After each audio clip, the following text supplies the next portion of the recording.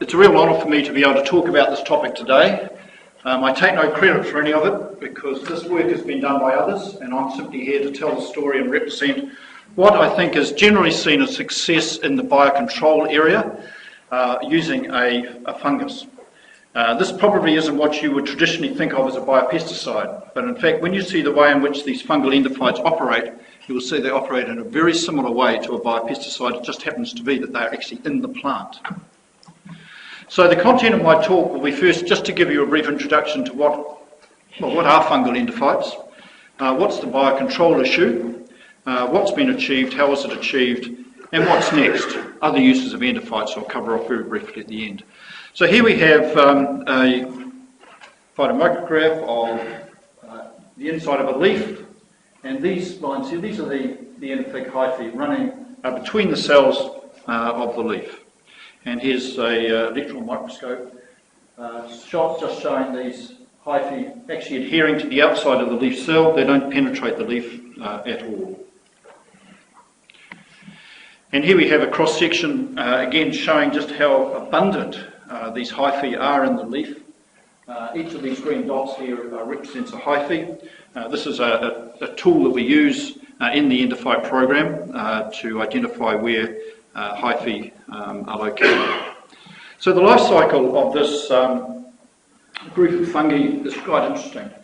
The endophytes are concentrated in the base of the plant, very rarely in the roots, but it grows up into the stem when it becomes reproductive, and it actually elongates into calorie. So unlike most fungi that grow from an apical point, it actually sort of extends up with the flowering stem and infects the embryo of the seed. So when the seed germinates, the endophyte actually colonizes the shoot of the plant. So the endophyte completes its whole life cycle inside the plant. It has no natural free-living stage, in nature that is. These particular endophytes are in the genus Neotyphoidum. They're very diverse. There's a lot of them. They have very different biochemical profiles, and that's what we've been able to exploit in terms of being able to get endophytes that have a biocontrol effect. Europe is a centre of origin for these, and there's a wide variety of grass endophytes found there. AgResearch has the largest collection of these endophytes in the world, and it's recognised as a world leader not only in the development of this technology, but also through Grasslanz technology, its commercialisation. And that's where the company that I look after fits in. We sit between the researcher and the commercial company and orchestrate that commercialisation process. We also fund it as well, that's by the by. So what do fungal endophytes do? Well, they protect plants against biotic and abiotic stresses, and I've listed some of the biotic stresses there. And in the end, what they do is increase plant production and persistence. But when you get down to it, these endophytes are all about chemistry. They produce a wide range of bioactive secondary metabolites that we loosely call alkaloids. We understand a little bit about a number of these, but we know there are many that we don't understand very much about at all. The type of alkaloid that is produced in the plant depends very much on the endophyte strain, but the amount of that alkaloid that's produced in the plant depends very much on the plant itself. So, in summary, the chemistry of endophytes is diverse. There are four main groups of alkaloids that have been identified. Pyramine, which is an insecticidal compound, ergovaline. I'll deal a little bit more with this one later. Indole diterpenoids, lorotrim, oxygenothrins, and lolens. And these are all active against insects, either being toxic or deterrents, but there's also a pile of unknown compounds as well that we're still learning about. So in terms of the basic science sitting in behind fungal endophytes, early on there was a lot of work done to understand the life cycle of Neotyphoidum endophytes. And remember that I mentioned to you that they simply complete their whole life cycle. When I say simply, they just complete their whole life cycle inside the plant. So if we were going to be able to use these, we really wanted to be able to move them from one plant to another.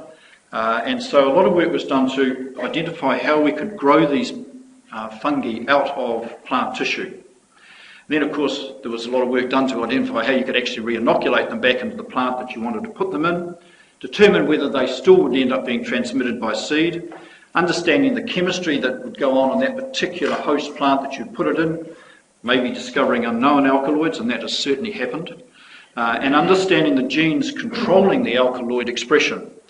And lastly, but probably as important as any of the above, making sure that endophyte is viable in the seed. And one of the things that we have learned over time is that the endophyte is a lot more fragile than the seed itself. And so the endophyte can die if the seed is stored inappropriately. While the seed may still germinate, the endophyte will not colonise that seedling.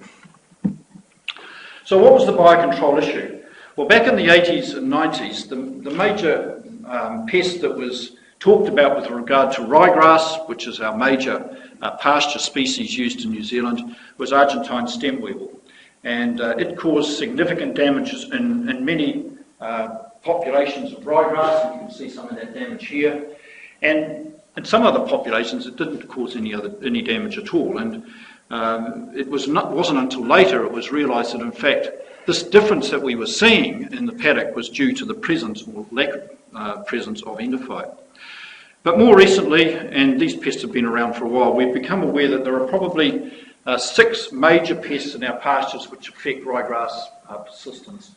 We've got Purina, which is a native of New Zealand, African black beetle, this is your Argentine stem weevil, Pasture mealybug, grass grub, another native of New Zealand, and root aphid. And all of these, to varying degrees, have a significant impact on the persistence of ryegrass in our pastures right throughout the country. Some are more prevalent in some parts of the country than others, but they are still all significant. And this is just a photo showing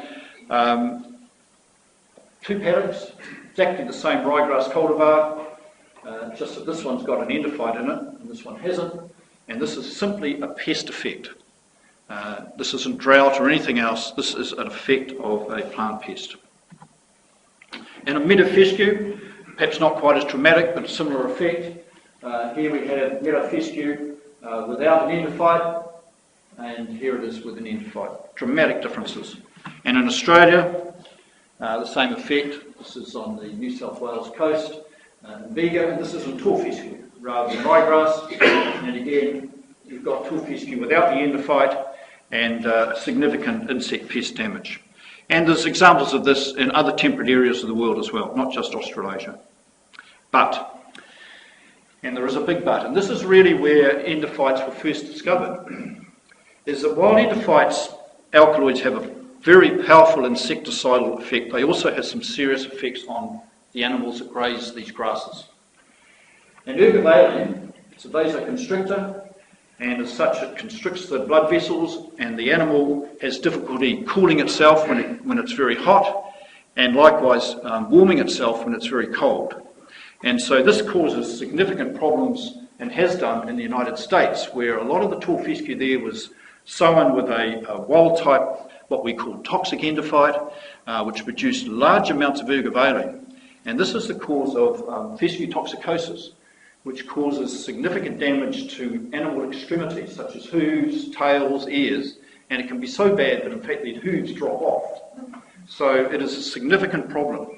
And so you would argue that you really don't want an endophyte with that in it. Lolotron B, this has been a significant issue in New Zealand in particular. This is a tremogen that causes ryegrass staggers. And so we found in a lot of the wild type toxic endophytes in New Zealand, they had Lolotron B and caused significant issues with ryegrass staggers. Epoxygenthrims, this is a new class of compound that we discovered relatively recently. It was found in an endophyte that was put into a trial initially because it had no known alkaloids in it, and it turned out to be, in fact, the endophyte that gave the best resistance to plant pests in the trials that were run. And that was caused by this epoxygenthrim class of compounds. Again, these are tremogens, not quite as bad as the Lolotron Bs, but they do have some issues. And I'll get on to talking about how we've attempted to balance these two almost clashing desires. One, to have pastures which are safe for animals, don't cause any animal health or welfare problems, but still give resistance to insects so you have pasture persistence. That's just a photo showing what ryegrass stags, what it looks like. It can be quite severe. So what has been achieved over the last, well, this work started way back in 1981, over the last 30 years. These are 5, in fact they're only 4 because this is the same endophyte just branded differently in 2 different markets. Here are 4 endophytes that have been released to the market, AR1 and AR37 and endophyte and Ryegrass and MaxQ and MaxP and fescue. And I'll talk a little bit more about these towards the end. So in terms of the timeline, back in the early 80s, endophyte was linked with insect resistance and ryegrass staggers. During the 80s, there was a development of high endophyte lines. These contained these toxic wild types because it was deemed that they were needed to give persistence, but then the downside, of course, was all the animal health and welfare issues. In 1992, the first novel supposedly safe endophyte was released. It was again partially withdrawn because we discovered that in some backgrounds in particular, expression of ergovalin was above a level that was acceptable to have it actually commercialised. And so it wasn't really until into the early 2000s that we had this release of novel endophytes, AR1, Endophyte, AR37, and I haven't mentioned this one here, and the reason I haven't mentioned it is because it is actually a competitor's product, NEA2, but it was released around about the same time. To date, about 80% of seed sales of proprietary cultivars, this is ryegrass cultivars in New Zealand, contain these novel endophytes. So what are we looking forward to? Well, hopefully better endophytes with better insect resistance and tolerance to drought. I haven't talked about the abiotic stresses that these endophytes afford the plants, but they are as important. I just want to do a couple of quick looks at some of these endophytes that we have released. Firstly, AR1. This was released as an endophyte that did not cause ryegrass staggers, had no Laurentrum B, had no ergovalin, but it provided Argentine stem weevil resistance. And if you think back, I think back to the 80s and 90s, that was seen as a major pest affecting the persistence of ryegrass in New Zealand. And this endophyte targeted that pest directly. It was a non-exclusive release. This endophyte is probably in around about 15 to 20 cultivars, licensed to maybe up to 10 seed companies. It was initially targeted at Australasia. It's being used now in Chile, being trialled in Europe and in the United States. And in New Zealand, the uptake rate was phenomenal. At the time, it was seen as a technological breakthrough. It prevented ryegrass staggers, it didn't cause heat stress, it reduced fly strike, it increased live weight gain by 10% and milk solids by 9%. These were all quantified and accepted. And this is some work here, and this is work from Lester Fletcher. He's in the audience here today. And this just shows the comparison. This was with lambs grazing the same cultivar with the toxic wild type, no endophyte, or AR1, and just showing the live weight gain was similar between the nil endophyte and AR1. In terms of temperature, they were a lot cooler. Respiration rate was a lot lower. Ryegrass staggers was non-existent, and DAG scores were very low. And yet, the advantage of the AR1 over the nil was that it gave it persistence, particularly against Argentine stem weevil. AR1 did have some Achilles heels though. It produced pyramine, which is a very good insecticidal compound, but it has a very narrow target that it actually reaches in terms of insect pests. And we found that in some parts of New Zealand, while we were getting on top of Argentine stem weevil, there were a lot of other pests that were starting to assert themselves. And AR1 wasn't coping particularly well in that environment. And so areas north of about the middle of the North Island north, we found that AR1 wasn't persisting particularly well. Some parts of North Canterbury were similarly. We had AR37 in our tool of tricks with regard to endophyte. We hadn't released it because we had this concern around the fact that it produced epoxyxanthrums, which, while they were very broad spectrum insecticidal compounds, they had this tremogen effect. And so we had to release it in a way that would mitigate against that, make sure that people understood it, but saw the upside. This is just a shot in the Manor 2 of 2 AR37 plots compared to other ryegrasses that didn't contain it. This is in the Waikato, very dry summer in 2008, comparing AR37 to an existing pasture, just basically right next door to each other. The beauty of AR37 was that it controlled pretty much all of these insect pests that I went through and mentioned before, except perhaps grass growth.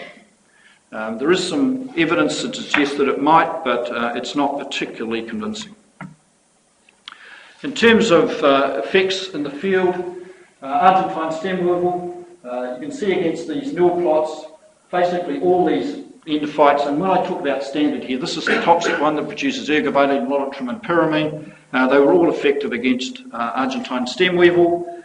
In black beetle numbers, this you can see where AR1 wasn't providing quite the level of resistance to AR37 in the standard, and so this is where one of the Achilles heels for AR1.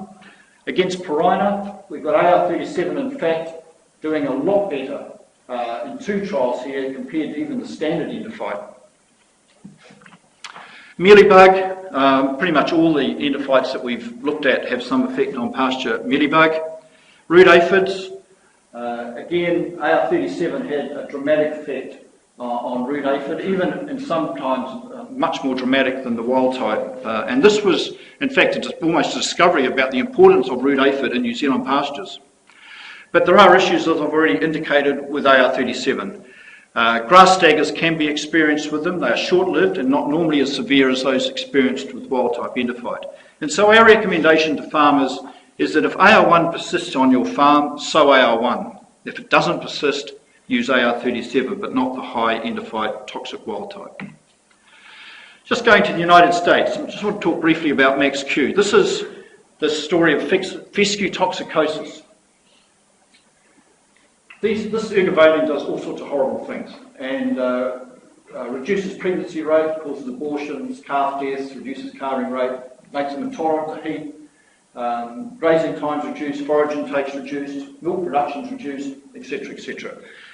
It's a major problem, but interestingly enough, a lot of farmers in the US have said, well, my animals always behave like that, so why should I expect anything better? Because they haven't seen anything better. And the reason the animals stand around in these dams, it's not because they like swimming. It's got nothing to do with that. It's because they're too hot and they can't get cool.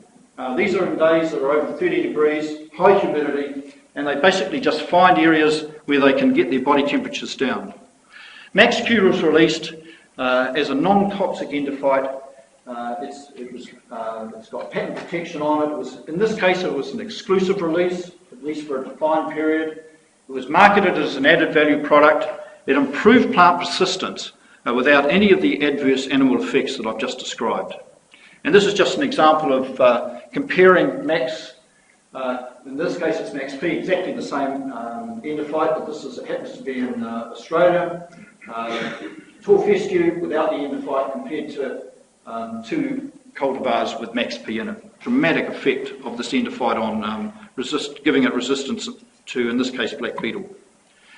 The benefits of MaxQ compared to this Kentucky 31, which contains the toxic endophyte, removes the toxic alkaloids from meat and fat, increases calf numbers, milk production, weaning weights, reduces the number of days for steers to reach target weights, heavier live weight of feeder cattle breaker, heavier carcass weights, and increased value to the beef producer. This data has all come from a myriad of farm trials that we've done across in the United States.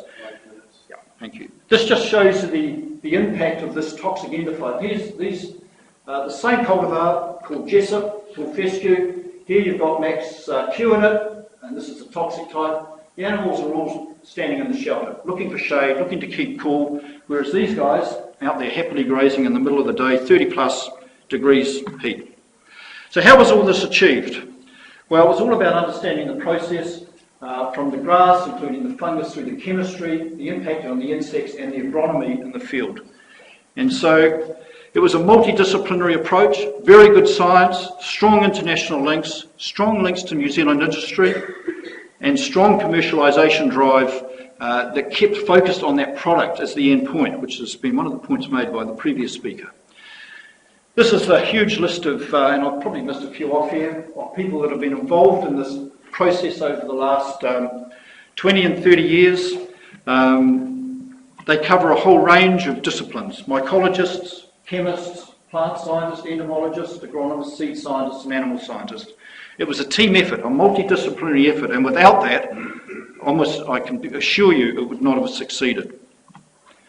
So what's next? What other uses for endophytes? Well, you might have heard of a bird repellent grass. This just happens to be an endophyte effect. In fact, what we've done here is captured the effect of ergovaline. Ergovaline is a feeding deterrent, and it causes a thing called post-digestional feedback. So when birds either graze the pasture and eat it, they feel crook and they don't come back. They fly over the fence and go somewhere else. And so the person that actually came up with this is sitting in the audience, Chris Pennell. He identified this as a real opportunity in airports around the world. And so this has been released on the market as branded as Avonex, and it's essentially a bird deterrent grass which will remove birds from airports and other areas where you don't want them. This is just a graph showing you the impact. These are geese that had learnt they had been given a seed that contained this ergovaline producing endophyte, and when they were given it a second time, in fact 3 months later, they didn't eat it. Compared to eating the nil endophyte seed, they just simply rejected it. Other opportunities in front of us is to look at the use of these endophytes perhaps in cereals for disease and pest resistance, and also maybe extracting some of these alkaloids and using them as a pesticidal extract. And here's just a photo of what happens when you put one of these pesticidal extracts on roses. This one here was just watered as normal, covered in aphids. The pesticidal extract was put on this one, not an aphid inside. So, and other future possibilities, endophytes that produce bioactives that have an intermittent effect, in other words, reduce the parasite loading inside animals, maybe it's a possibility. Endophytes and bioactives that impact on methogenic microbes and ruminants. We haven't found these yet, but why not? Keep looking, you never know. And natural products that might result from the examination of some endophytic mutualism and provide all these sort of benefits that I've listed here that I'm not going to go through and talk about. So, fungal endophytes have been a very successful method of biocontrol that is seed transmitted. It's been based on excellent science, and it's commercially successful and is being widely used. Thank you very much.